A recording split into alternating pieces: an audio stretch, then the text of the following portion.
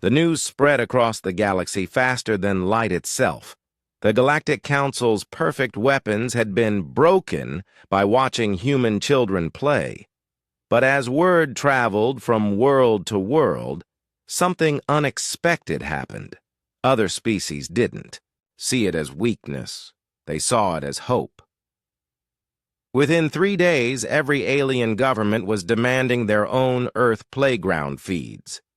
For the first time in thousands of years, creatures across the galaxy were seeing something they had forgotten existed: innocence, joy, and love.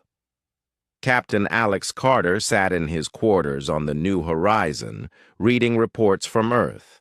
His simple plan had started a revolution. Alien species that had been enemies for centuries were now working together, trying to understand what human children could teach them. "Captain," Dr. Murphy called from the communication station, "we're getting another message from the Council." Alex walked to the meeting room, wondering what would happen next. The screen flickered on, showing High Chancellor Zexatari. But something was different. The alien leader looked older, more tired.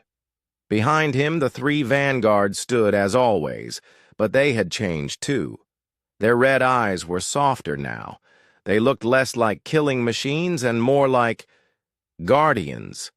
Human. "Captain," Zexatari began, and his voice was quieter than before. "My vanguard have made a request, an impossible request." "What do they want?" Alex asked. Unit 7 stepped forward. When it spoke, its voice was gentle, almost humble. "We wish to ask for asylum with your species. We wish to learn more about these small humans and their ways. We want to understand how creatures so small can be so brave," Unit 12 added. "We want to learn how to protect instead of destroy," Unit 23 finished. Alex felt his heart skip a beat. The 3 most dangerous creatures in the galaxy wanted to defect to humanity. "And what does the Chancellor think about this?" Zexatari was quiet for a long moment. Then he said something that shocked everyone. "I have watched the feeds from your world for 3 days now. I have seen things that challenge everything I believed about strength and power." He paused, struggling with words. "Perhaps it is time for the galaxy to learn a new way." Over the following weeks, something amazing happened. Instead of humanity joining the Galactic Council as a conquered species, Earth became something entirely new. The galaxy's first cultural rehabilitation center. Representatives from hundreds of worlds came to Earth, not to conquer or to trade, but to remember what they had lost when they chose power over compassion. They came to learn about childhood, about play, about the simple joy of being kind to others. The 3 vanguard were the first students. It took some getting used to. When Unit 7, Unit 12, and Unit 23 first arrived at Riverside Elementary School, the children were terrified. 12-foot-tall monsters with glowing red eyes and razor-sharp claws were not typical playground visitors, but children adapt faster than adults, and these were human children who had been raised to see the good in everyone.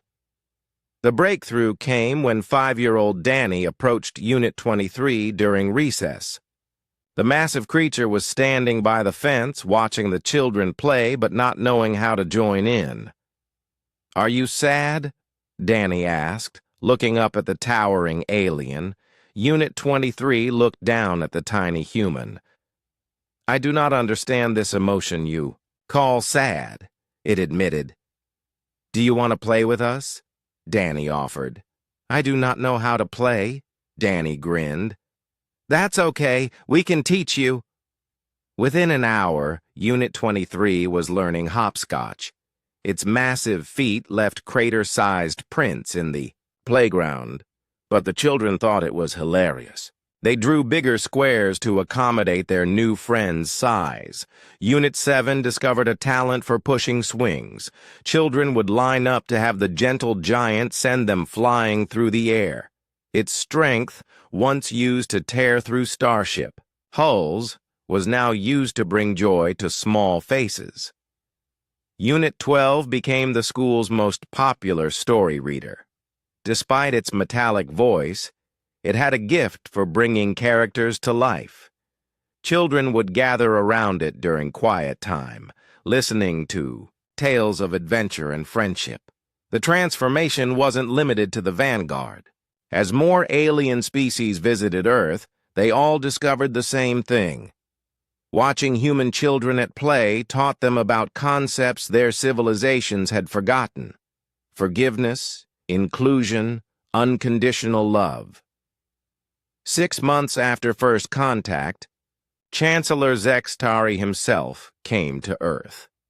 He stood nervously outside Riverside Elementary, watching through the fence as his former ultimate weapons played tag with human children. That's when 6-year-old Lucy Chen noticed him. Lucy had been at school the day they first showed the playground to the galaxy. She remembered seeing the scary Snake Man on the big screen. But now, seeing him standing alone by the fence, she saw something different. She saw someone who looked lonely.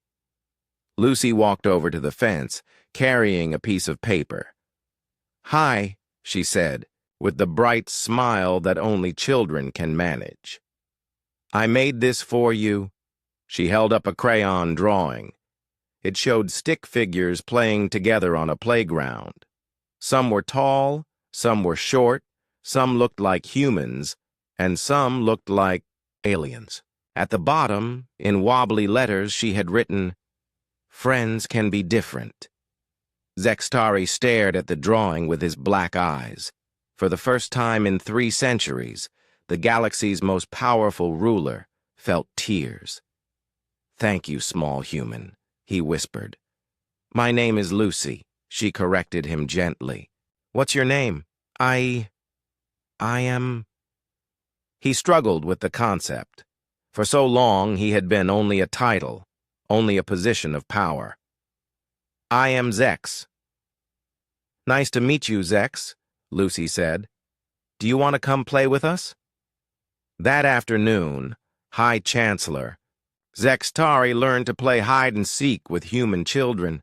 His snake-like form was terrible at hiding, which made the kids laugh even harder. For the first time in his long life, he understood what joy felt like. The story ends a year later. Earth has become the most important world in the galaxy, not because of military might or technological advancement, but because of what it teaches about love, compassion, and hope. The former Vanguard work as playground monitors and teachers. They've learned to paint, to tell stories, and to comfort crying children.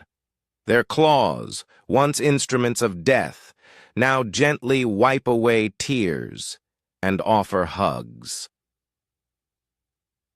The Galactic Council has been reformed. Instead of ruling through fear, they now work to spread the lessons learned from human children. Wars have ended. Species that had been enemies for millennia are learning to cooperate. And at the center of it all is a simple playground in Colorado, where children continue to play, laugh, and show the galaxy what it truly means to be strong. The galaxy's deadliest weapons had indeed been beasts, but they learned that the most powerful force in the universe isn't the ability to destroy. It's the courage to love, to protect, and to find joy in the simple act of being alive. In the end, humanity didn't conquer the galaxy through superior firepower or advanced technology. They conquered it with something much more powerful: the innocent wisdom of children at play, and the galaxy was better for it. Something was breaking inside the Vanguard, and everyone could see it. Their red eyes flickered like broken lights. Their massive bodies trembled. They kept making those clicking sounds, but faster now, like computers trying to solve impossible problems. Captain Alex Carter realized his plan was working, but maybe too well. The three most dangerous creatures in the galaxy looked like they were having complete system failures. On the screen, recess continued at Riverside Elementary. 9-year-old Chris Anderson was pushing a younger child on the swing. The little boy laughed with pure joy as he flew back and forth through the air. Chris could have been playing with kids his own age, but instead, he chose to make a small child happy. Unit 23 stepped even closer to the screen. Its voice sounded different now, less like a machine and more like something that was learning to feel. The large, small human uses his strength to bring joy to the smaller, small human.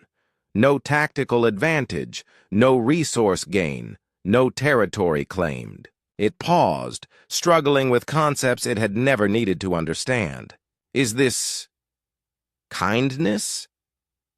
The word came out strange and new. In the Vanguard's language, there was no word for kindness.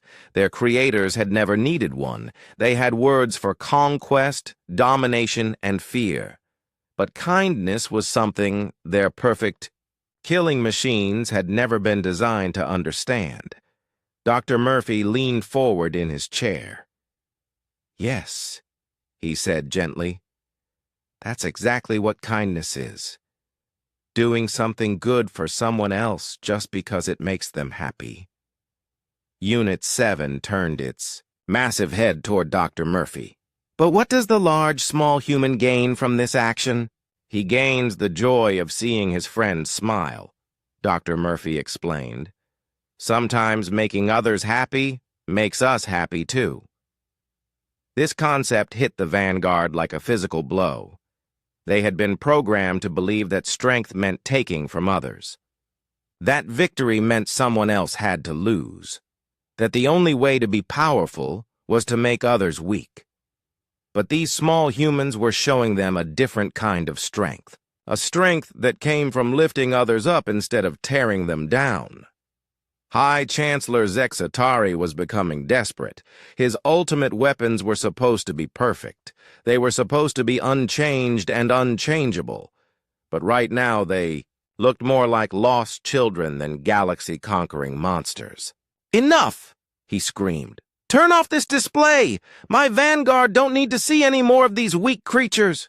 But when he gave the order, something unprecedented happened. The three Vanguard turned to look at him, and for the first time in their existence, they said no. "We wish to continue observing," Unit 12 said calmly. Zextari's snake-like face went pale. "You wish? You don't wish anything. You follow orders." "We wish to understand," Unit 7 said. "We wish to learn," Unit 23 added. On the playground, the children had noticed that one of their classmates looked sad. A little girl named Amy was sitting alone on a bench, crying quietly. Her best friend had moved away over the summer, and she felt lonely. The Vanguard watched as something amazing happened. Without any adult telling them what to do, children started coming over to Amy. They sat beside her on the bench. They asked what was wrong. When she told them about missing her friend, they didn't tell her to stop crying or to be strong. Instead, they hugged her. Sophie put her arm around Amy's shoulders. Marcus, the new boy who had just been welcomed into the group, offered her his favorite crayon. Danny told her a silly joke that made her giggle through her tears. "They comfort the distressed individual," Unit 12 observed. "They do not eliminate her for showing weakness. They do not abandon her for being sad. They make her feel better. This is what we call compassion," Captain Lisa Rodriguez said quietly. She had been watching the Vanguard's transformation with amazement.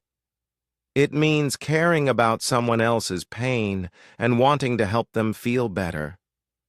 Unit 7's red eyes flickered rapidly. "Compassion. We have no programming for this concept. Maybe that's the problem, Alex said. Maybe you were never supposed to be just weapons. Maybe you were supposed to be something more.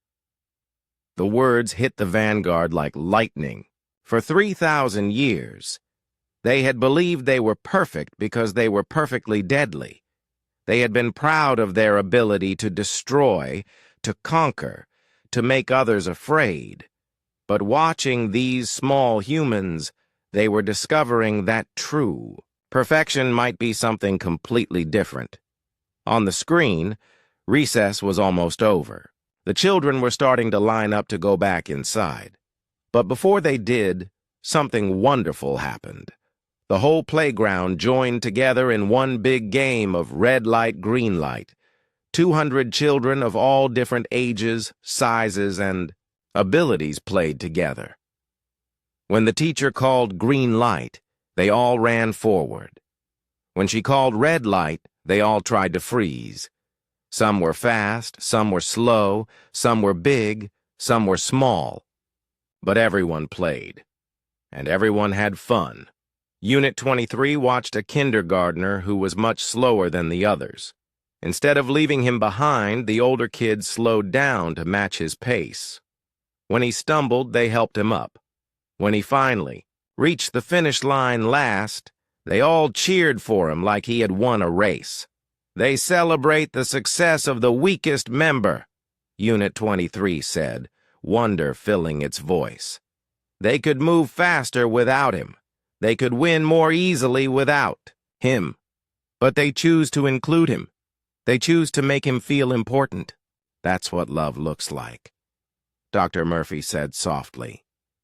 The word love hung in the air like magic.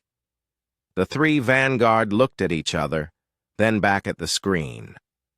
Their programming was collapsing, but something new was being born in its place. For the first time in their existence, they were feeling something other than the hunger for battle. They were feeling love. Unit 12 spoke first, and its voice was completely different now. Gentler, more alive. We understand now, it said. We were created to be the galaxy's greatest weapons. But these small humans have shown us something greater. What? Chancellor Zexatari whispered, though he was terrified to hear the answer. They have shown us how to be the galaxy's greatest protectors. The transformation was complete. The three deadliest creatures in the galaxy had just learned that the strongest force in the universe wasn't the power to destroy. It was the courage to love. High Chancellor Zexatari was getting angry. His perfect weapons were acting strange, and he didn't like it. The three vanguard were supposed to be watching human combat training, but instead they were staring at children playing games. Unit 7, Unit 12, Unit 23, he commanded. Stop this analysis. These are not warriors. They are just small, weak creatures. But the vanguard didn't move. They kept watching the screen like it was the most important thing they had ever seen. On the playground, a group of children were playing hopscotch. They drew squares on the ground with chalk and took turns hopping on one foot. When someone lost their balance, the others clapped and cheered anyway. When it was a younger child's turn, the older kids made the squares bigger, so it would be easier. Unit 12 tilted its massive head to one side. They modify the challenge parameters to accommodate weaker participants. This reduces competitive advantage, but increases group participation. Why? Dr. Murphy smiled as he watched from his station. Because it's more fun when everyone can play, he explained. Winning isn't the point. Having fun together is the point. The concept of fun broke something in Unit 12's programming. It had been designed to understand objectives, strategies, and victories. But fun had no purpose except joy. Joy served no survival function. Yet these small humans organized their entire activity around it. Meanwhile, Unit 23 was focused on a different part of the playground. A little girl named Lucy Chen had dropped her lunchbox, and all her food scattered on the ground. She looked like she might cry. But before any tears could fall, 5 other children ran over to help. They shared their own lunches with her, giving her sandwiches, cookies, and juice boxes. "Resource redistribution without negotiation or trade," Unit 23 said quietly. "They give away their own supplies to help the distressed individual. This weakens their own position, but—" It paused, struggling with words it had never needed before. "But it makes the sad one happy again." Unit 7 was watching something even more confusing. A group of 3rd graders had found a bird with a hurt wing. Instead of ignoring it or treating it as prey, they were gently picking it up and carrying it to their teacher. They wanted to help the bird get better. They expend energy to assist a creature that provides no benefit to them, Unit 7 reported. The bird cannot help them fight. It cannot give them food. It serves no strategic purpose, yet they show care. The word care came out sounding strange in Unit 7's mechanical voice. Its language had words for eliminate, dominate, and conquer. But care was new. Chancellor Zextari was getting more frustrated by the minute. "These are not warriors," he shouted. "They are weak. They waste resources. They help the sick instead of letting them die." "Yes," Unit 12 said, and its voice carried, something that sounded almost like wonder. "They do." On the screen, recess was continuing. The children had formed into dozens of small groups, each playing different games. Some were building castles in the sandbox. Others were playing soccer, but they kept stopping to make sure everyone got a turn to kick the ball. A few were just sitting under trees, telling stories and laughing. But then something happened that changed everything. A new student appeared at the edge of the playground. His name was Marcus, and it was his first day at Riverside Elementary. He stood by the fence, watching the other children play. He looked scared and lonely. He didn't know anyone, and he didn't know how to join in. The vanguard watched as Marcus stood there by himself. In their world, a creature that couldn't integrate with the group would be left behind or eliminated. That was how survival worked. But then something beautiful happened. A girl named Sophie noticed Marcus standing alone. She whispered something to her friends, and they all looked over at the new boy. Then, without any adult telling them what to do, the entire group walked over to Marcus. "Hi," Sophie said with a big smile. "I'm Sophie. Do you want to play with us?"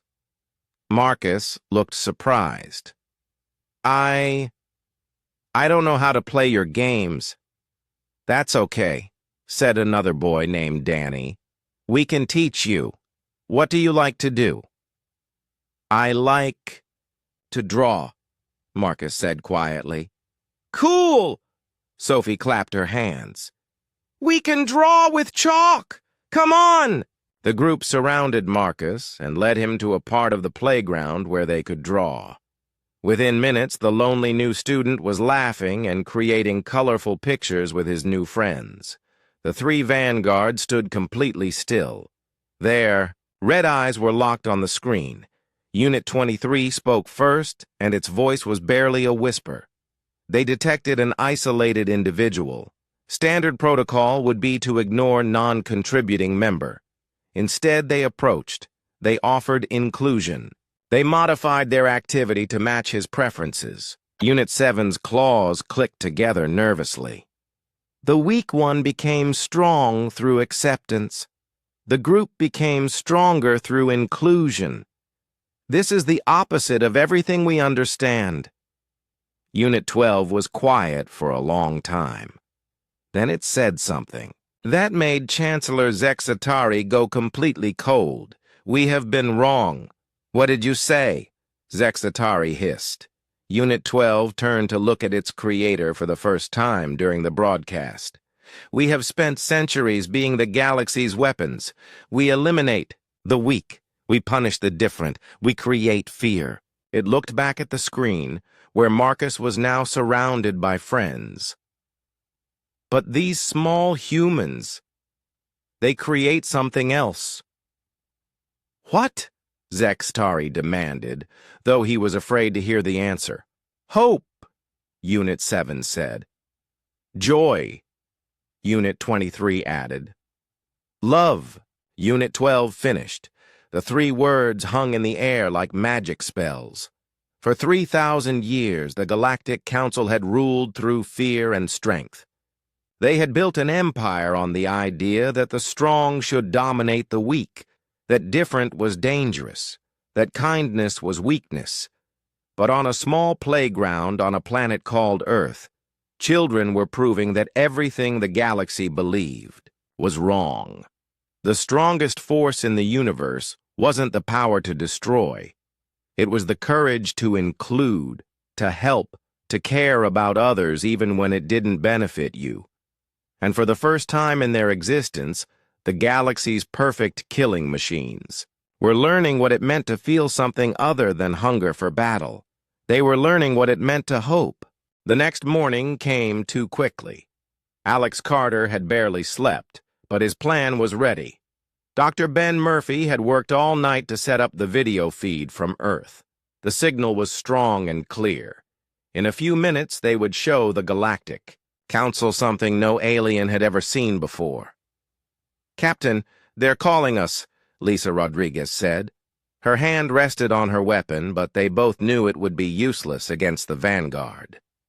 The screen flickered on. High Chancellor Zexatari appeared, looking as cold and scary as before. Behind him, the three Vanguard stood like black statues. Their red eyes glowed in the darkness. Humans, Zexatari said. Have you made your decision? Alex stood up straight. Before we answer, we would like to show you something. We want to show you how humans train for combat. The Chancellor's snake-like head tilted to one side. Combat training? This could be interesting. He gestured to his Vanguard. My warriors would enjoy seeing your military preparation. The three Vanguard moved closer to their screen. Alex could see them getting ready to study human fighting techniques. They probably expected to see soldiers with guns or tanks rolling across fields. Ben, start the feed, Alex said quietly. The big screen in the meeting room changed. Instead of showing Zexatari's ugly face, it now showed a bright, sunny playground. Riverside Elementary School in Colorado was having morning recess.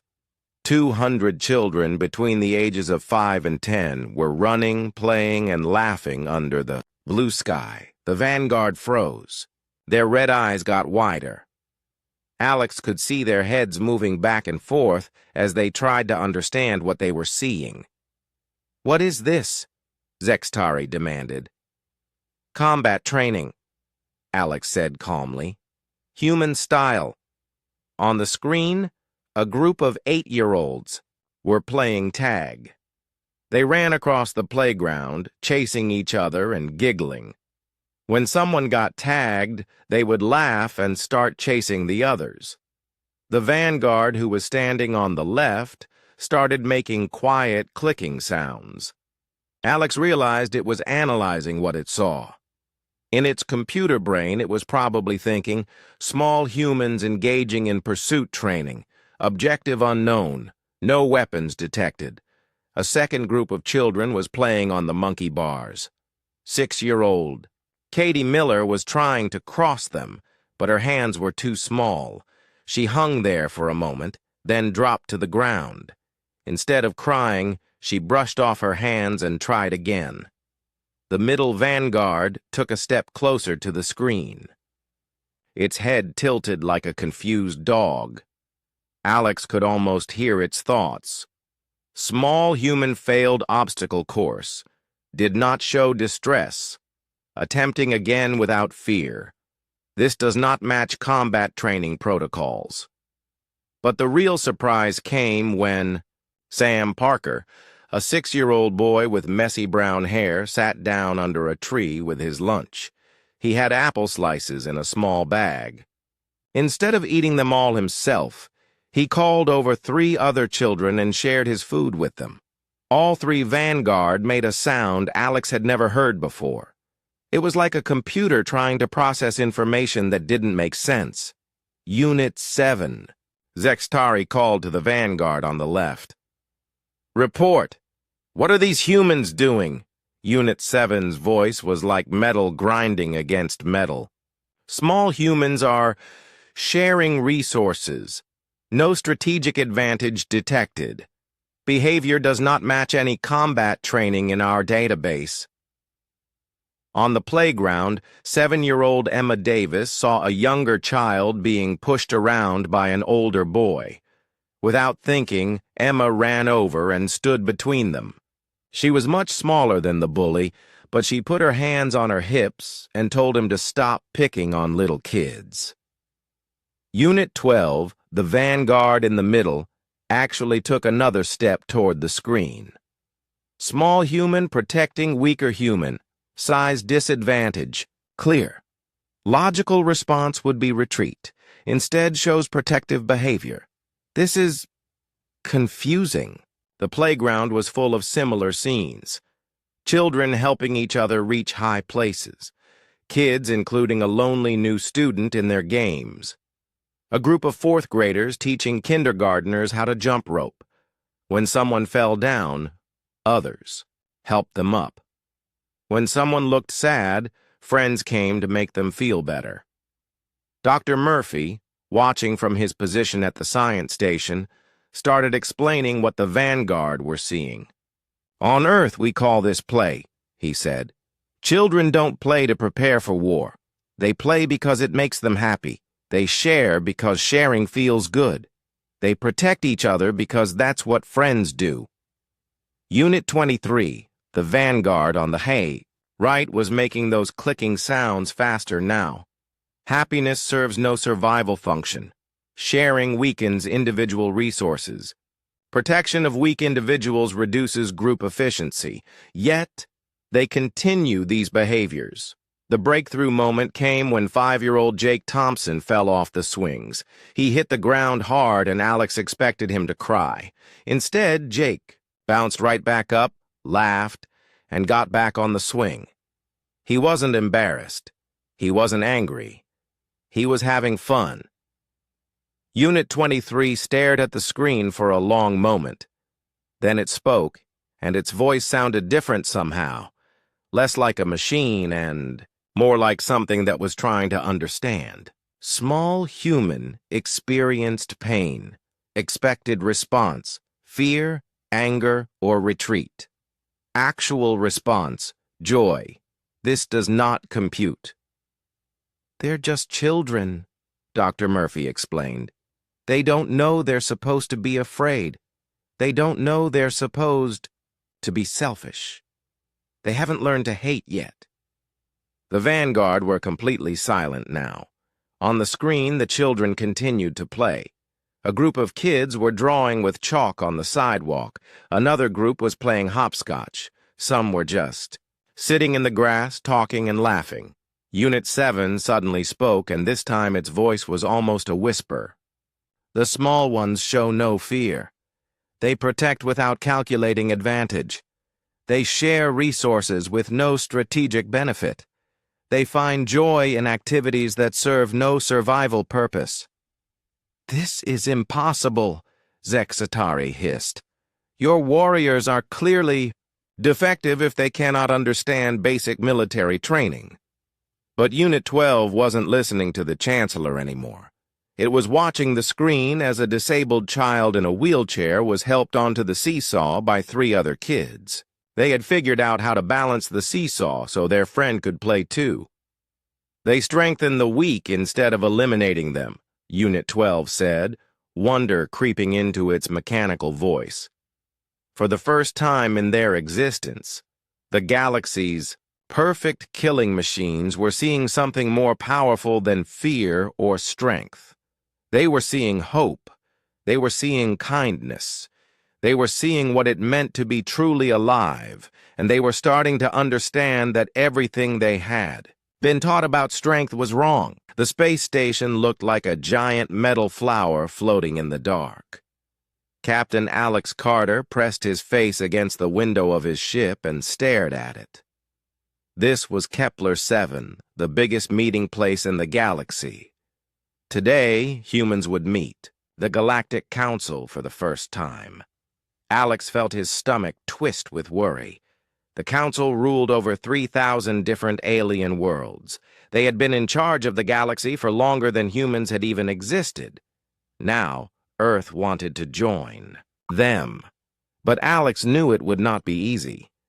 "Captain, we're getting close," said Captain Lisa Rodriguez from her seat. She was in charge of the ship's weapons, but their guns were tiny compared to what the aliens had. Lisa's hands were steady, but Alex could see the worry in her eyes, too. The human ship, New Horizon, was small and simple. It carried 50 people from Earth. Most of them were diplomats and scientists. They had come here to make friends, not to fight. But Alex wondered if that had been a mistake. All around Kepler 7, huge alien warships floated like sleeping monsters. Some were the size of cities. Their weapons could turn Earth into dust in minutes. Alex had seen the reports. When the Council wanted something, they always got it. "Sir, we're getting a message," said the communications officer. "The Council is ready to meet us." Alex straightened his uniform and walked to the meeting room. Through the metal corridors of his ship, he could hear his crew talking in quiet voices. Everyone was scared, but they were trying to be brave. The meeting room had a big screen on one wall. Soon, alien faces would appear on it. Alex had studied pictures of council members for months. They all looked different, but they all had the same cold eyes, eyes that had watched 1,000 worlds bow down to them. "Captain," Lisa said quietly, "are you sure about this? Maybe we should have brought bigger guns." Alex shook his head. "Guns won't help us here, Lisa. We need to be smart." But even as he said it, Alex wasn't sure what smart looked like anymore. The screen flickered to life. The face that appeared made Alex's blood freeze. High Chancellor Zextari looked like a cross between a snake and a spider. His skin was gray and shiny. His eyes were black holes that seemed to look right through Alex's soul. When he spoke, his voice sounded like metal scraping against stone. "Humans," Zextari said, "welcome to the real galaxy." Behind the Chancellor, Alex could see movement in the shadows. Then 3 shapes stepped into the light, and Alex heard someone on his crew gasp. The Vanguard. Alex had read about them, but seeing them was different. They were 12 feet tall and looked like they had been built to kill. Their skin was black and hard like armor. Claws grew from their fingers like knives. Their eyes glowed red in the dark. But the worst part was how they moved. They moved like they were hunting, even when they were just standing still. "These are my vanguard," Zextari said, with something that might have been a smile. "They have never lost a battle. They have never shown mercy. They are perfect." One of the vanguard turned its head to look directly at Alex through the screen. Its red eyes seemed to count exactly how many seconds it would take to kill him. Alex forced himself not to look away.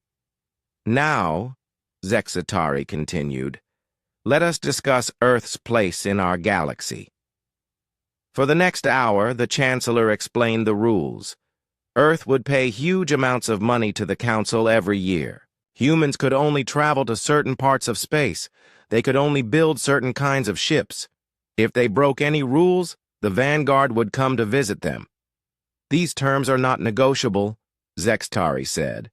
Every species in the galaxy has agreed to them. Some agreed quickly. Others needed convincing. He gestured to his Vanguard. My friends here are very good at convincing. Alex listened to every word. His crew sat around the table, their faces getting paler with each new rule. They had come here hoping to join a community of equals. Instead, they were being offered a choice between slavery and death. We need time to think about this, Alex said finally. Zextari's laugh sounded like breaking glass. Of course. You have. One day, tomorrow you will give me your answer. The screen went black. The room was quiet for a long time. Finally, Lisa spoke. Alex, we can't agree to this. Earth will never accept these terms. And we can't fight them, said Dr. Ben Murphy, the ship's science officer. Those Vanguard could probably destroy our entire fleet by themselves. Alex stood up and walked to the window. Outside, the alien warships waited like hungry wolves. For a moment, he felt completely hopeless. Then something occurred to him. Something about the way the Vanguard had watched them during the meeting. Ben, Alex said slowly, I need you to do something for me. Can you set up a live video feed from Earth? Sure, but what kind of feed? Alex turned around, and for the first time that day, he smiled. I want to show our new friends something they've never seen before.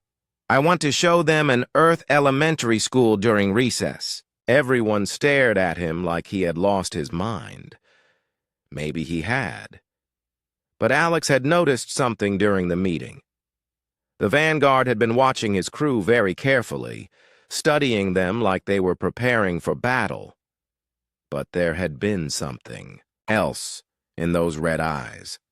Something that looked almost like curiosity. The Vanguard were perfect killing machines. They had been designed to understand only strength and fear. But what would happen if they saw something they had never been programmed to handle? What would happen if they saw human children at play? Alex didn't know if his plan would work. But tomorrow, the galaxy's deadliest weapons were about to discover that sometimes the most powerful force in the universe is not the ability to destroy, but the simple act of being innocent and kind. The new horizon floated in the darkness, surrounded by enemies. But inside the ship, Captain Alex Carter was planning something that would change the galaxy forever.